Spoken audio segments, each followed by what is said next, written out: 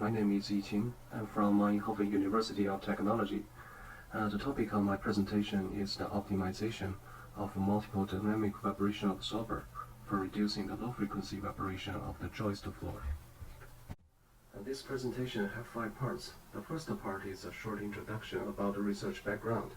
The second part is the optimization methodology, which includes the optimization strategy, the objective functions which are used to evaluate the floor vibration, and the constraint variables which are needed to be optimized. The third part is a case study, which are used to show the optimization procedure and results. In the discussion part, some features of the dynamic vibration absorbers and the factors will influence the optimization result are discussed. The last part, some conclusions are made. My research is focused on the lightweight joist floors. This type of floor has lower mass and stiffness, so their vibration and impact noise at low frequencies are usually high, and many measures to overcome this problem are not effective and applicable on lightweight floors. The dynamic vibration absorbers, we simply call it DVA, is a concept of using the resonance of spring mass damper system to cue a certain mode of a vibrating system. If the vibrating system is complex, like the lightweight joist floor, we can use multiple DVAs to cue the modes in a wider frequency range through an optimization process. So for this research, the objective is to use multiple DVAs to reduce the low frequency vibration of the lightweight joist floor, and an optimization procedure is designed for this purpose. In this research, the host structure is a lightweight joist floor, which consists of a plate and several beams, and the boundaries can be assumed as simply supported, as shown in the picture. The DVAs can be modeled as a single degree of freedom spring mass damper systems. The research is targeted at low frequencies, so the interested frequency is from 0 to a given frequency Ft. There are some features of the optimization strategy. The first one is the DVA can be divided into several groups, and a different group of DVA can target at different floor modes. The second is the floor is a lightweight floor, so we expect the DVA will not add too much mass to the floor. So we specified the total mass of the DVAs cannot be more than 10% of the floor mass. In the optimization, an analytical model of the joist floor is used as the objective function to evaluate the floor vibration energy. We use the genetic algorithm to implement the optimization process. It basically starts from a randomly choose the population of candidate solutions to get a best solution as the output of the optimization problem. For each candidate solution, it has a set of the parameters which are the constraint variables of the optimization problem, the DVAs. At the beginning of the optimization, we give a value as a function tolerance. When the relative change between the objective functions becomes smaller than this function tolerance, then it will finish the optimization, and then that candidate solution is the final optimization result.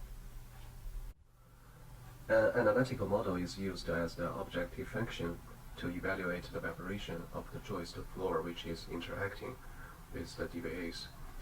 The analytical model calculates the bending wave vibration of the joist floor. It's based on the Fourier series method. There are 2 literatures. In them you can find more detailed formulation of them. The DVAs basically have 3 parameters: the spring constant, mass, and the loss factors. We can see from this picture they are distributed on the joist floor, and they are coupled with the joist floor through the displacement at their positions. By using the analytical model, we can calculate the the displacement and velocity of the joist floor with and without the DVAs. And from that value we can calculate the kinetic energy of the joist floor.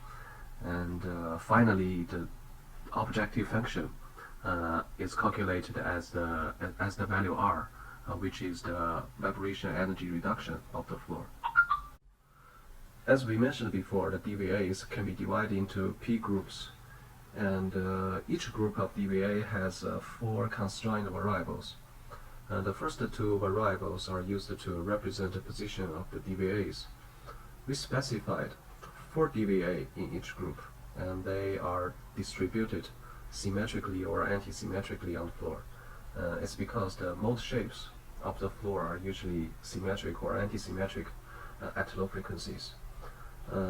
We use XY to represent the position of the first DVA in 1/4 of the floor area. As shown in the left picture, the red dots represent the optional position for the first DVA. These positions are determined according to some rules basically related to the dimension of the DVA and the beams. They should not be located too close to each other. After we decide the position of the first DVA, the position of the other DVAs can be determined just by mirroring it. And the third variable is the natural frequency of the DVAs in one group. Its value is between 0 and ft Hz. At the beginning of the optimization, we have already known the number of the DVAs and the total mass of the DVAs. By assuming the mass of the DVAs are equal, we can get the mass of each DVA, and also we can get the spring constant of each DVA. The last variable is the damping factor of the DVAs in one group. By using that, we can calculate the loss factor of each DVA and then used in the analytical model. A case study is used to show the procedure and result of the optimization. The floor is a wooden joist floor, consists of a plate and 7 beams. The dimension of the floor is around 3.3 meter by 3.3 meter. In the calculation of the objective function, the floor is assumed to be excited at 32 positions at the same time.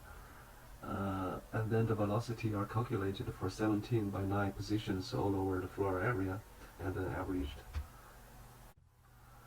For the floor, we found 4 important modes at low frequencies. In the figure of the impact response curve of the floor, these 4 modes can be clearly seen from the 2 peaks at around 30 and 80 Hz. They are the main problem for the DVAs to solve. At first, we let the DVAs to target at a frequency below 50 Hz. We use different number of groups of DVA to solve this vibration problem. From the table, we can see when we use 4 groups of DVAs, 16 DVAs are used in total. For each DVA, the mass is only 1 kilogram, and we have 16 variables in the optimization. And at last we get the maximum reduction level around 60. When we change to 1 or 2 groups of DVAs, we have less variables in the optimization but higher mass for each DVA. The results are quite close to the 4 group of DVAs. In the figure of the floor vibration level, we can see in the 1/3 octave band of 31.5 Hz, the reduction level is quite high. It's around 10 decibel. And the smaller figure shows the position of the DVAs. They are quite close to each other, and they are at the position of the peaks of the floor's second mode. Then we let the DVAs to target at a wider frequency range from 0 to 100 Hz. In the table, we can see this time the 4 group of DVAs is more effective. The objective function is 4.6 decibel. It's higher than the other 2 solutions. In the figure, we can also see the 4 group of DVAs can well cover the 2 frequency band of 31.5 and 80 Hz. The level reduction is about 10 decibel and 6 decibel. In a smaller figure, we can also see the distribution of the dBAs is wider than the previous case. Based on the result of the case study, we compare the effectiveness of the dBA method with other traditional measures. We take two traditional measures to compare with. One is to add floor mass, the other is to add a floating floor. Because the dBAs are lightweight, so we let the other measures to have the same amount of mass as the dBA method. In the right figure, we can see the dBA method is very effective in the frequency band where the floor modes exist. If we tune the dBAs according to our optimization result, we can get a more promising result compared to the other two measures. In the study, we also found that if we run the optimization for several times, we can get the dBA solutions with different parameters. On the right side, the figures shows the average level reduction of 3 times of optimization using different dBA groups. For each band, we also use a bar to show the range of the result gotten from different times of optimization. We can find that if we use more groups of dBAs, it's more likely to get a different result because the bars are longer. But this difference is not more than 2 decibel. The parameter of the dBAs are also different. That means we can use different dBA solutions to save the similar problem. So to some extent, that's good for us to have more options of solutions to choose from and solve the problem. And also, we consider the impact of the furniture loads on the floor vibration and the dBA's performance. We used an analytical model to simulate the floor vibration with and without furniture. We found that if the furniture is far away from the excitations, its impact is small. When it's moved closer to the excitations, its impact becomes larger and larger. When the furniture and the excitations are located on the same joists, its impact is the largest, as shown in the bottom right figure. The dBA's performance is largely influenced by the furniture. Only has around 2 decibel in the vibration reduction level. But from the figure, we can still see the floor vibration has been largely reduced by both the furniture itself and the dBAs. So the situation of the floor vibration is still improved, not become worse. At the end, we make some conclusions. In the case study on the lightweight wooden floor, the 4 groups of dBA have a better performance for the case from 0 to 100 Hz. They can target at different peaks of the floor vibration and then reduce them. So we make a conclusion from that the dBA solution with more groups can be more functional for a wider frequency range. But in the optimization, we also found that several solutions can be gotten instead of a unique solution. Compared to the other measures, the dBA method have advantages like they can be more targeting at the low frequency mode of the floor, and they are lightweight, so they are very suitable to solve the problem for a lightweight floor and structure. The performance of the dBA can be influenced by the furniture loads and the positions of the excitations, but this will not make the vibration problem worse. The floor vibration can still be reduced by the dBA and the furniture itself.